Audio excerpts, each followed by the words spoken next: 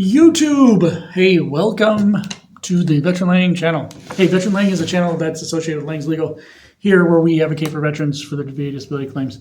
I am a VA accredited attorney, and as I've mentioned before in other videos, years of experience with the VA system. Excuse me, we usually do videos that talk about the rules and regulations and some of the errors and questions involved in VA claim. But let me go on a limb on this video here. I want to give you veterans some information I'm going to tell a story, ultimately. I'm going to tell you the story of kind of what the inside of the VA looked like, what goes on in there. And I'm going to do it in a way that hopefully I don't make the wrong people mad, because I'm not trying to. I just want it to make more sense. I want to make more sense out of it. And I want to find ways to improve the system as well. I work on improving my systems daily here. We look between myself and the team, and we look for different things that we can improve upon.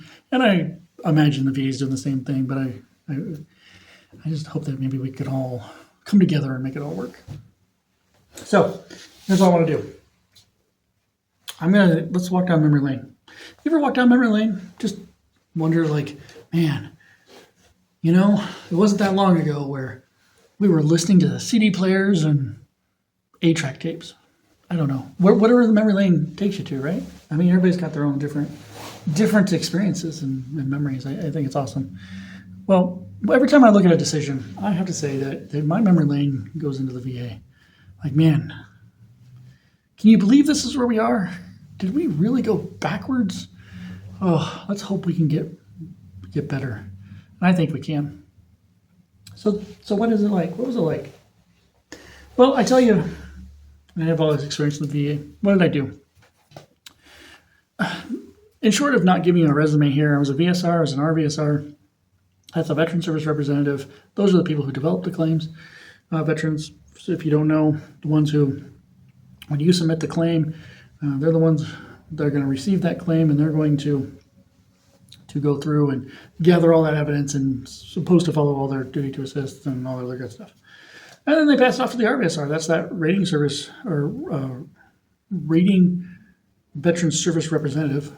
Boy, it's got multiple names, and I think that's what gets stuck in my head. Rating specialist and rater. And so anyhow, that's that position. Now that position, really veterans, and again, for those who don't know, is your first line. It's your first line of a decision. These are individuals who may have been promoted up from the VSR world, who may have come straight from the streets and been hired as an RVSR. Maybe because there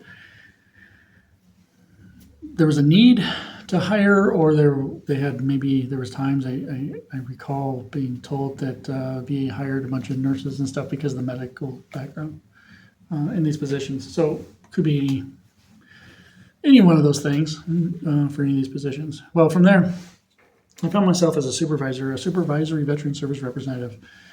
All these long titles for just these little simple things. A supervisor. Kind of reminds me of being in the Army and everything had this long, anyways, supervisor. Hey, so I did that for a while, and I thought it was good.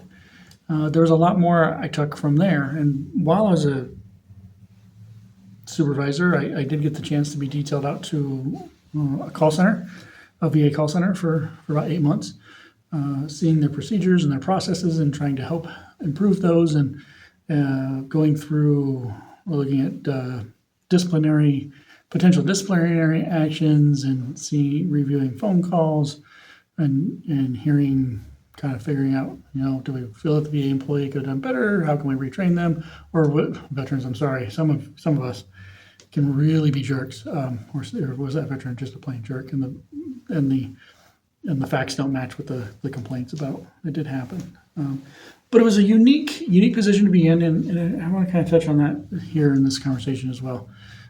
From there, I even got a chance to go to the VA Academy out in Denver and train a whole class of RVSRs, about 300 or so more, maybe there, from across the nation, from all different offices. It was definitely very unique to be able to definitely see how each office was teaching their people and what they were telling their people and how to do things. It's very fascinating. From there, I found my way to kind of back down to an RVSR as I moved to offices. I was really starting to transition, I think, at that point to my legal world here on this side. But an opportunity came up, and I took it to go to the Board of Veterans Appeals instead, where I spent almost a year there and really decided, I really need to focus on this side of the table with veterans. I need to be here for veterans. And so I took all this information I had, and well, here we are. But what did it look like? What did it look like on the inside? Well, if you can picture this. We're around 2008. That's about February of 2008. The electronic world we're in now, did not exist. We're hauling around paper files. We're pushing them on carts. They're being stored in cabinets, big, large filing cabinets, or big, like medical, I don't even know what you want to call them, the big medical shelving units that could collapse on themselves. How each office was a little different. But the point was, is we had these large volumes of files, and they would come and they'd put it on our desk in like an inbox, and if something came in, like some mail or something, and it was our responsibility to check it out. We even had these lists that would generate from a little bit of technology that we were using at the time that would say, hey, you got a suspense coming up, or you need to check for something. So the VSR was really that person who at that time, and from my experience in the office I was in, was the one who was going to make a difference for your veterans. It was all of our goal, ultimately. But if there was something that you claimed and it wasn't clear to maybe the condition you were trying to claim, and we wanted to make sure we were in the right area and just not guess, we were trained. We'd pick up the phone. Is it this today? Anyways. So we'd pick up the phone and we'd call you, veterans. We would definitely try to clarify things. I remember being directly even with the private providers, the outside providers that were not VA medical providers. So veterans, if you had given a release form to go out to your primary care provider to get some documents, I remember sending that information directly to the doctors and letters, and even being on the phone with those doctors and following up and seeing if we can't get something done there. It wasn't uncommon even to reach out to military units to try to see if we could expedite file requests or try to find files and do things. So there was definitely a lot of legwork involved when I first started. It was very rewarding. I felt very rewarding. But VA had some other legal changes and other things change, and concerns of backlog, and so the whole world began to change inside the VA. We eventually moved on from a lot of the paper world, but before we did, I also remember as a VSR being that host to the trainings and meetings that occurred every week there in the office. So we were always training. Training was huge. It was important because we wanted to make sure we did things right. There was a production standard. This is a very, very little one. There was a quality standard at the time too. But I do remember we want to make sure we made a difference in order that quality was the big focus. But again, like I said, backlogs happened. News media jumped in, and everybody wanted to know what was taking so long, and so production, I felt, became the focus as time went along. But we'll discuss that. So what happened? I got promoted to an RVSR at this point. So now an RVSR is that person, is, if you don't know veterans, is as we move from developing a claim to deciding a claim. So my job became to look at all that evidence that the VSR had gathered together and see if I could make a decision. Maybe they missed something by mistake in all the files that they were working through, or they thought they did everything they were supposed to, but I had just happened to realize there was something missing. I would defer it back. I go, hey, we might need this memo or something, or just something internal that was required, or hey, looks like you forgot to call maybe a provider one more time, whatever it may have been. We would make sure it was done right. We would definitely go through all the evidence, and we were trained at the time to be very veteran focused. Like I said, we were being trained to make a difference. But the idea was to write down as much as we could in those decisions. We were really had to write paragraphs. If we went into your service treatment records veterans, it wasn't just they were silent. We would note that they're reviewed, but here's some other evidence that may be able to take its place, because it doesn't end with the service treatment records. There's other evidence that we need to consider. So we would discuss that evidence that was considered. Maybe there was something noted in your service treatment records. Well, we would go into some detail on all the different spots. So we noted things that could be associated with your claim, perhaps dates and locations of those moments of treatment and service, any diagnoses, any complaints. I mean, I feel like we got a little bit more detail for sure back then. Well, I moved offices, and it was interesting when I moved offices because it was a culture shock for me. We went to a much bigger office. Claims were handled differently, workload was handled differently. Underneath the missions, we did have the big NEMR mission going on. Backlogs were growing. Case files in the bigger offices weren't neatly stored. They were definitely all over the place in hallways and carts, banging up against walls and damaging the walls. And it was a culture shock. It was a culture shock to see that at some point the VA had to figure out how to readjust the workload, because at this time, veterans, your file was being worked by the office that was in your jurisdiction. So in your state, typically, unless you're in Texas or California, it's kind of the region you're in, because there's multiple offices in those two states. So it was definitely a culture shock. Claims were much older. There's a lot more claims, and I don't think people were shocked as how old their claims were in that office, just because the workload is just different. It was different, and a lot more of it for sure. But it was interesting though, because we started experiencing points in the VA where we were getting away from the writing, the detailed writing, as issues of backlog became more prevalent in news media, and more complaints about why is it taking my claim so long. That became a focus. But we also, in the VA at that point, had started focusing on how we move that workload around, so we don't have these bottlenecks in certain offices, where we have offices that might be sitting with little to no work, and offices that had too much work. So we really seen, well, at least I did during my time there, I seen us change into even what they called the simplified notification letter era.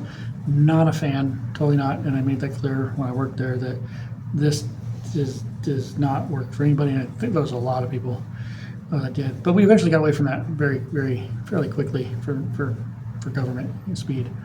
So we did get away from that, but it really kind of got blended in a way to our workload system. So when we started making this BBMS system, and that was really fascinating as well, because I got the opportunity to sit with some of the programmers, sit and test a few things with it. I was really the first line technical support expert, I guess, in the office that I was assigned to at the time. So if there was an error with it, if there was an update coming, I'd know about it. If I knew, I would consult with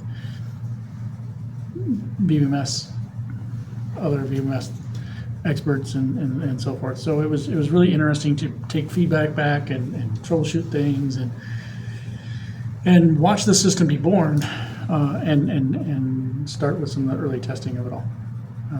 We did all that, but we watched this SNL program, the simplified notification letter piece, kind of blend into it, and I think we really ultimately have left behind now the detailed rating decisions, the writings that explains everything in more detail. We got to a point where it was about speed more so than perhaps even quality. Even though the quality standards didn't really change on paper, the production standard increased drastically and continuously increased while I worked there. But it became more focused to get those claims off and out the door faster, which I found disappointing. But we have to understand where it came from, though. The concern was there's a backlog and we got to move them, but I'm a quality person. I try to put more quality behind everything. So I was watching the VA change from the inside.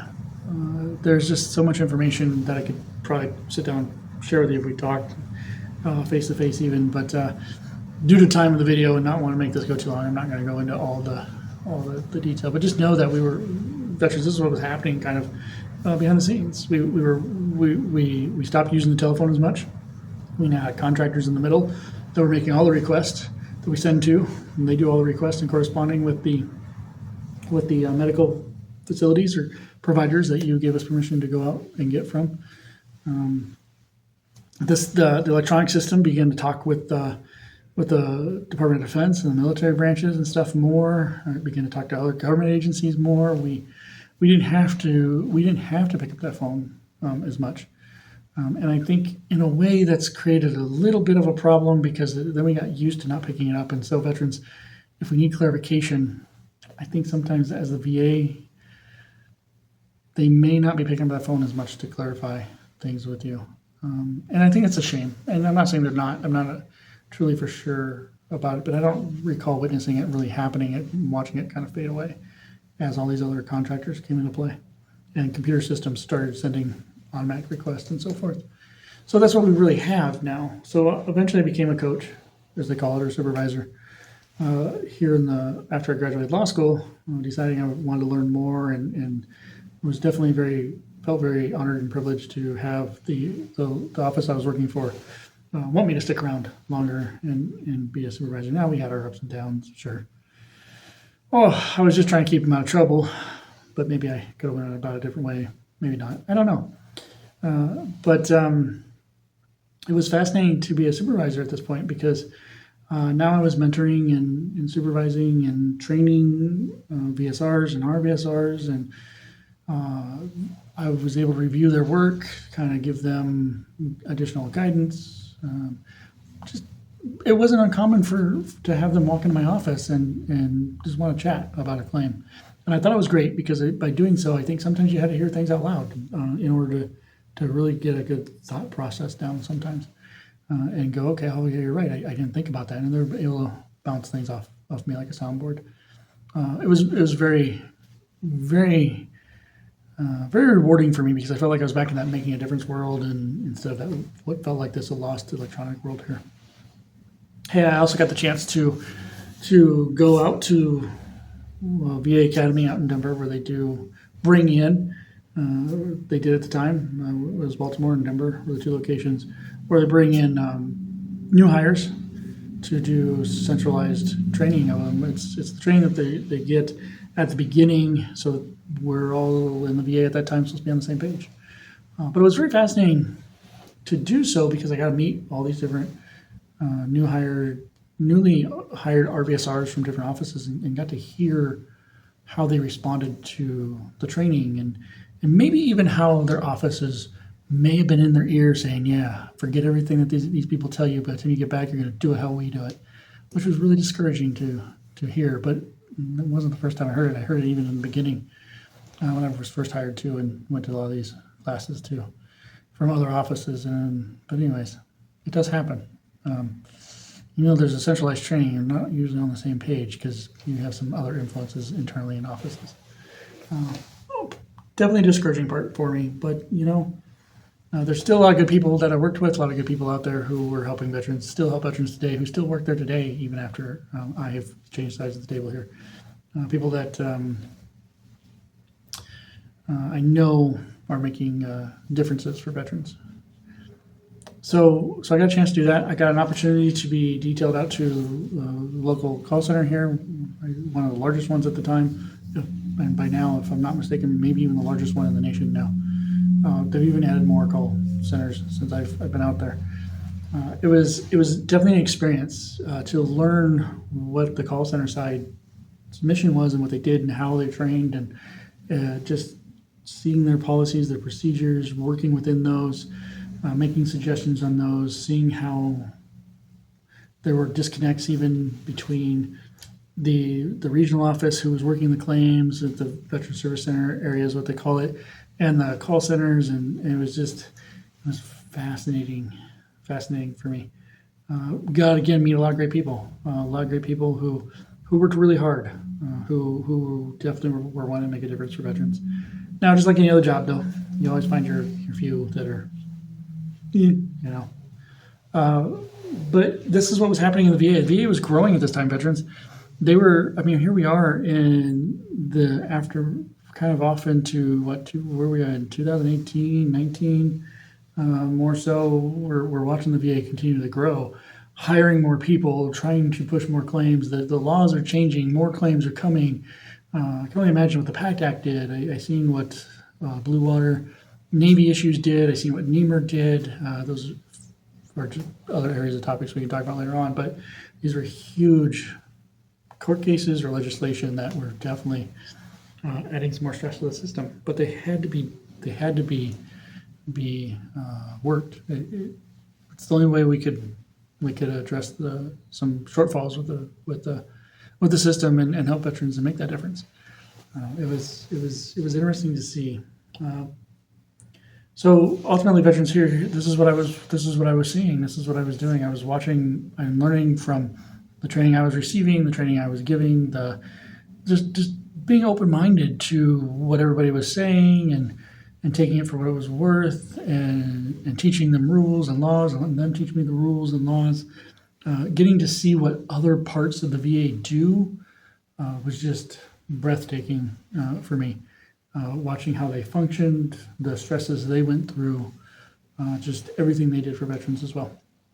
I remember, even doing some training events with a couple of the hospitals when it came to electronic systems, watching the complete differences on how the hospitals operated, how they operated. That's a whole lengthy story in itself, but it was really fascinating to see. But we inside the VA at the time, I watched how everything was changing. I watched how we went from paper and how we moved into an electronic world, and how the roles I played there, and how things went from the telephone to more email or electronic based directly through the system.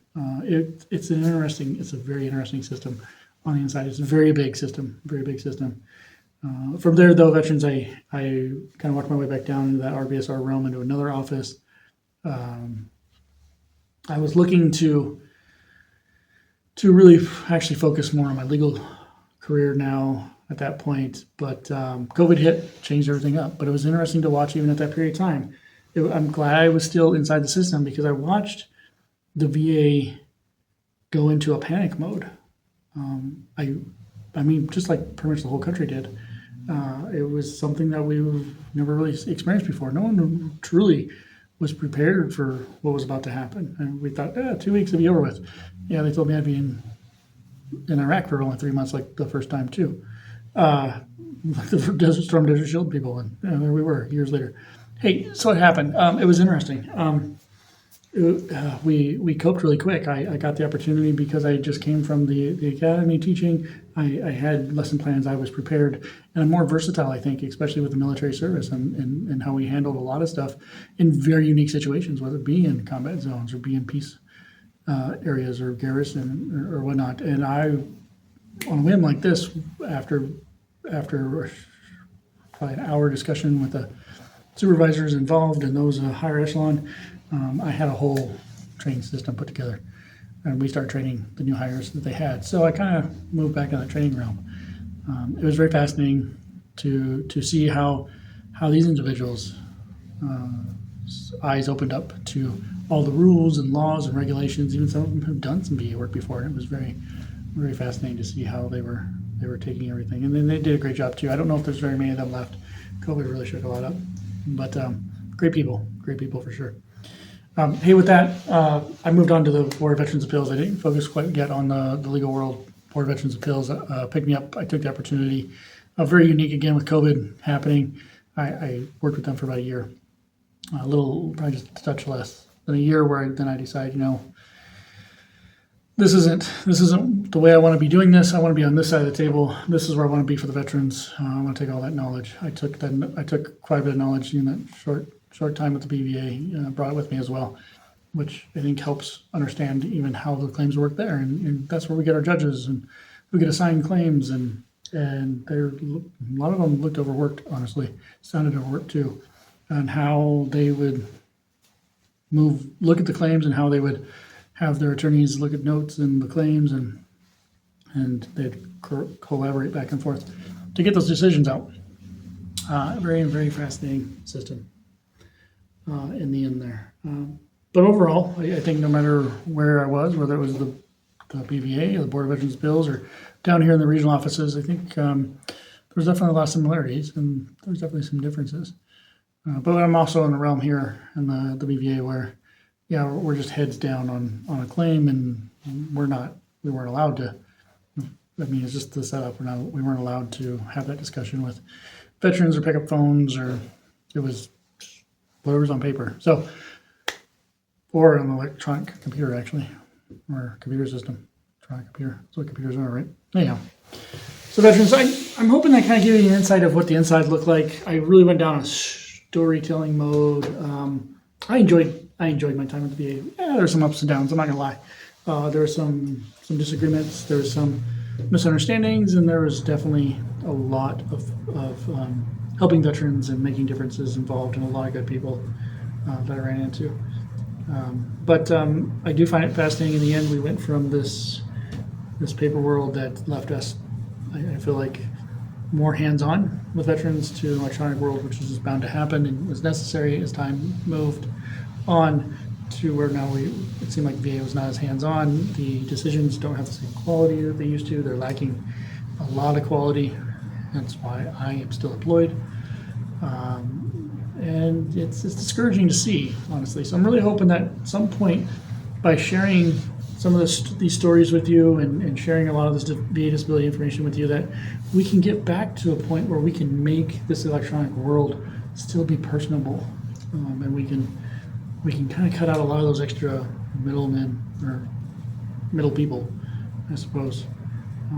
That's kind of bogged down maybe some of the process, or made the process not so personable, maybe not quite so bogged down. But veterans, or even dedicated VA employees are going to be watching. I would love to hear any stories that you have to share. Just walking down memory lane, feel free to throw them in the comments. Hey, if experiences maybe you've had in life, maybe in the service, or without sharing any bunch of personal information or throwing too much dirty laundry out there. We don't want to wash laundry today. So, yeah, feel free to do it. I think it'd be great. I think this is also a good way to get to know everybody a little bit better as we work together in this fantastic goal and process to make things smoother and easier in the VA disability world. My last little plug, don't forget veterans, veteranlane.com. If you want to schedule a consult, please do so. We're still going out in the community. May 3rd, we will be out in Mesa, Arizona. I don't recall the actual location right at the moment as I'm filming this, but I'll do my best to try to remember to put it in the comment or in the description.